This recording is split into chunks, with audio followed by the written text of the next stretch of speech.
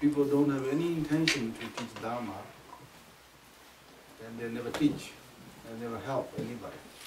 And some people has little bit intention to teach Dharma. They want to teach Dharma, they know a little Dharma, but nobody support. They just no support, and they're like really like, they say, yeah, I teach this, but nobody believe me. They believe that nobody believe me. Because like, oh, I don't have no teacher supporting. This requirement is very high. So you need to be enlightened being, you learn that you hold your master. They say, okay, I don't talk. Then, okay, they're not allowed to talk Dharma. Then what they talk bad things. They do some bad things, then everything's okay, look like. You say all nonsense things all day is okay. And then, like you get the praise. So, wow, what is it? Wow, you're jumping top of mountain, you're best. You got gold prize, gold things. Everybody cheers you. Oh, you are very good. You kill animals. They say, wow, you're best killer. You got, here's gold medal. Everybody support you, very put like high stage, and everybody do that. Clap, what's that? Clap. Clap. Cherish you, praise you. But then, doing good people, nobody almost not getting any like clap.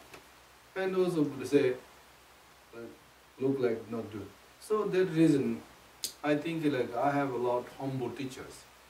They're not just saying that I don't want support student, but they're not just think they cannot able to support you. So I don't need. So a lot of teachers also afraid to support student. Why? Many students can become very bad. Today I put you throne and do this is aspiration and auspiciousness for future is successful. But some of them become very bad. So they're afraid they will do this condolence or say condolence or like this Condone or support. Yeah. And later they say, wow, you support this, but this become bad. I worry about this. I worry that possible. That is not my this wish and aspiration and intention. Possible, but most of my students is very good. I can say like 80% or maybe like 90% of my students I can guarantee is good. Really. 10% is possible to become crazy, but that is normal, yeah. Because they like, then you say like that, you say like they're handed people want to eat food, but 10 people don't want, 90 people want to eat food, 10 people don't want to eat food. So now I am really believe democracy, so I believe democracy so much that reason say, yeah, maybe 10% student may become bad. It's okay, you become bad. You choose be bad. But if 90% be good, so I celebrating and cherish and putting that. Normally you do practice like 20 years or 30 years with teachers, you're not sitting next to teacher. Okay? You're not next to teacher. Well, of course, no, you're not sitting next to me, throne. Okay. I just honor you and I supporting you and future successful and teach Dharma and doing that.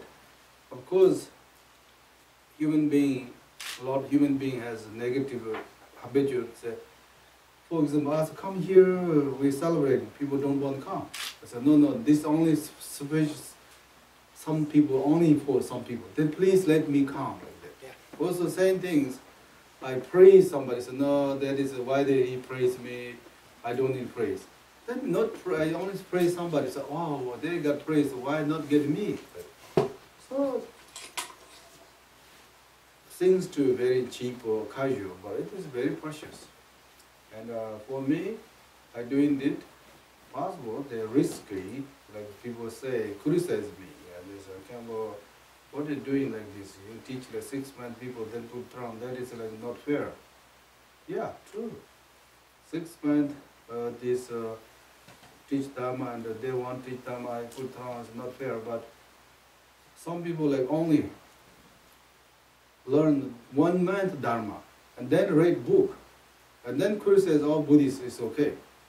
How can really? That is okay. how can not look at this? I said no. Some people just practice or learn Dharma for like 1 week or 1 month, then reading book. And sometimes they become professor even. Just like couple of weeks or couple months studying Buddhism, you just internet search and put couple things, oh, you're a specialist. I believe that my student is really, a lot of them really knowledgeable, and if they continue to practice Dharma, they not only just become Buddhist, but he is a very high chance to become Buddha, really. So that reason I believe that everybody can become Buddha, and especially I believe that my students, they have very high probability to become Buddha in this very life. Therefore I celebrate now, and then you, after you let down yourself and all beings, how much you respect yourself and others after you. I cannot do so much, yeah. So my part I'm doing best. Even I try to find like a better, best pen, or best clothes, everything best I'm doing. Then you do best or not, then after you. That is really, I cannot do so much. So Buddha Shakyamuni also looked to Buddha, all his students not excellent. Some of them is very bad. They want to go, they want help. Same things. I'm not saying that every single student is perfect and never mistake. I'm not saying that. But most of my students are really good. The religion and learning, contemplate, everything really according to whole world, you are the best. Really. So I celebrate here. And I condoling. Yeah? Condoling here. So please John teach Dharma, and today is auspicious. You wear Dharma robes and doing this. Yeah, please do it. Great. Thank you, Khenpo. Yeah, I want to introduce myself. I'm John Sullard. I'm the president of the Dzogchen Sri Sangha Foundation. I've been the president for like 7 years. It's a non-profit organization set up to keep the lineage of Dzogchen lineage alive and spread the teachings of Buddha. That's our main mission. And we have the Dzogchen Retreat Center here in Oregon. It's about 40 miles west of Eugene, Oregon. And it's 160 acres. Our nearest neighbor is 10 miles away. And we have 4 horses and 3 peacocks and 5 chickens. So it's a real rural area, and it's a good place to have a retreat. We're off the grid. We have generators for electricity. We have pumps for water. And we're very primitive in our living, but I think it's a very gracious and what I call a pure land to come to. It's very nice up here. And the critters or the animals, the wild animals around here are very friendly and very nice, and we have no problems with the wild animals. So it's a good place to come, and this is my 3rd internship retreat here. I've been living up at the retreat land. I purchased it 4 years ago. This is my 4th winter up here, and I live up here. This is my home now, and what I'm grateful for is that we've had a lot of students come up here through those 3 years, 3 different internships, and I'm grateful that we were here to help them. And I mean, they came from all over the world. We had people coming from Russia, we have people from Finland, we have people from Austria, we have people from Mexico, we have people from Scotland. We have all kinds of Taiwan, Hong Kong, Singapore, and then all over the United States, different from the East Coast to the West Coast. And I feel grateful that I was participating in that I was definitely a condition of this happening. Khenpo Choga Rinpoche and I met 9 years ago, and I've been with him ever since he is my teacher, my guru, and I feel very committed to him, and I've tried to fulfill his aspirations. And his aspirations was, this is the first one, is to set up a retreat center. The second one is to build a university. And so we are on the road, the path of spreading the Dharma in the United States. And the Dharma is a really important thing to understand. Dharma is basically our positive thinking. It's my positive thinking. Dharma is my positive thinking. And what that means is that every positive thinking I have, the closer I am to becoming Buddha. It's a progression. So the more positive thinking I accumulate, the more I become closer to Buddha.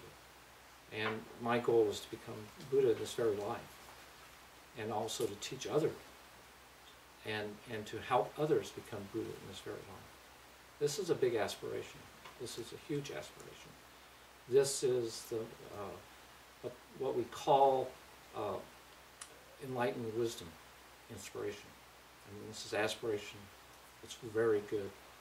You can't get any bigger aspiration than that. And the difference, what happened to me, I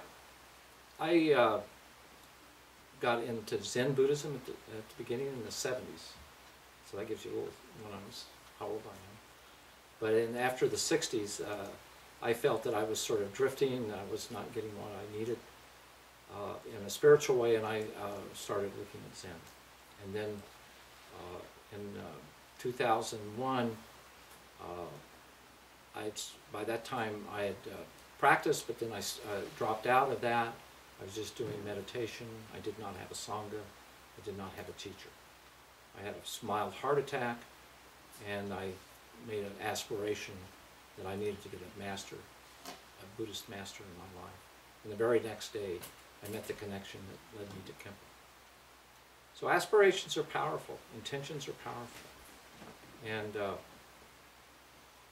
my intention is to, to teach. I've gone to different places to teach, but I've been mostly up here at the retreat center, helping keep the retreat center going, and basically teaching to people up here as they come in, or help them. And this is what I want to do, is encourage those people that are out there that, well, I read a few books, that's a long, long haul. I just want to say that the time that I've been up here, I've seen people that maybe have been here 3-4 years training in Buddhism, and some as little as 6 months. And the improvement and improvement in their understanding experiences are great. It's amazing to me. So it's easier for me to see the changes in other people than see the changes in myself. So I see a lot of improvement in people in the short time they're up here, and that means a lot. And I think that the main thing that we really, really, really have to understand is that we are all connected as human beings and beings with the animals. We're all connected.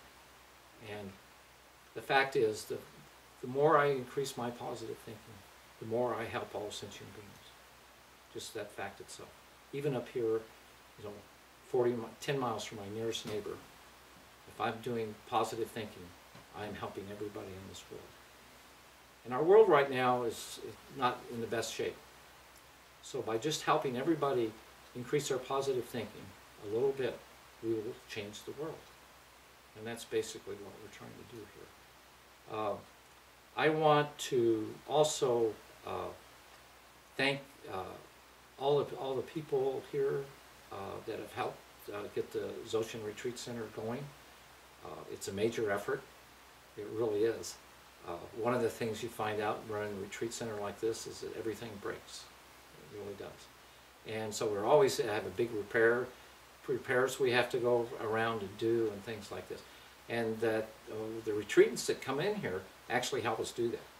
They help us fix things. We've got some people here that have all kinds of talent, from doctors to construction people to engineers. We have them all different types of people come here, and we really appreciate that. But the thing I like is that we try to build a community here during retreat. We consider everybody Sangha. We want to build up a love of Sangha, camaraderie, and sometimes when you're getting up at 6:30 in the morning and going to 12 at night, you know, we test that a little bit. And so you really get to see your limitations here, and the barriers that you have to break through, the walls that you attach to, and you need to get over that. And I see it happen all the time. I see it in myself and I see it in others.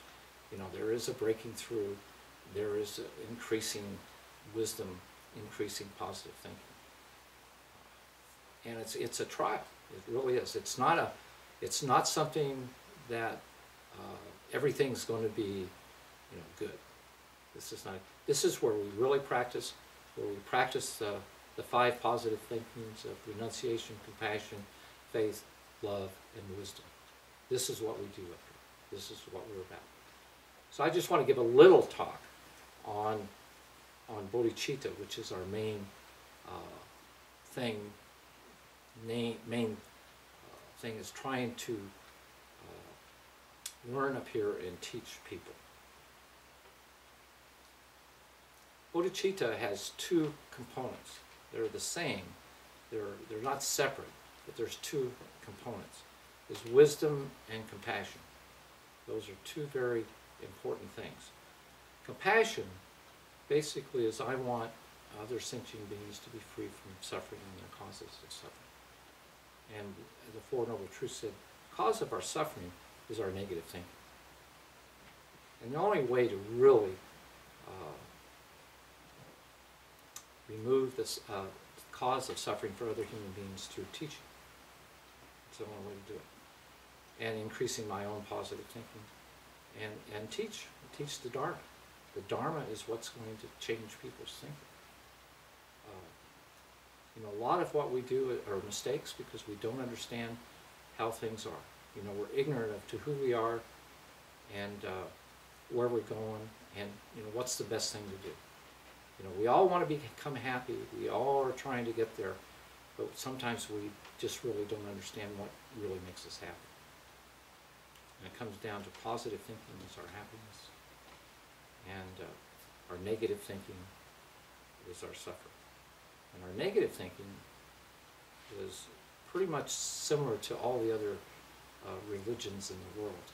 It's anger, right up there at the top, jealousy, greed, pride, and ignorance. Our true sufferings, we're not bad people trying to become good people, we're good people trying to realize who we are. And we don't realize who we are because of our ignorance. You know, our nature is good, primordially good. And so the whole practices that we do in Buddhism is to realize that our nature is basically good, and realize who we are. And through that realization, everything's fine. Because what we're really doing is we're not understanding who we are, and therefore we suffer. And so it's a revealing process of our true nature. And I want to thank Khenpo Choga Rinpoche, my teacher, for being here. He could be anywhere in the world, and he's here. Thank you very much, Khenpo. Oh yeah, John. This is John, your certificate to teach Dharma. And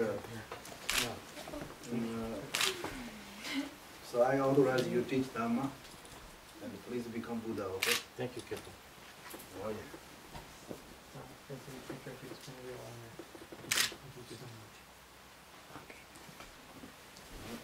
This is precious Dzogchen lineage incense.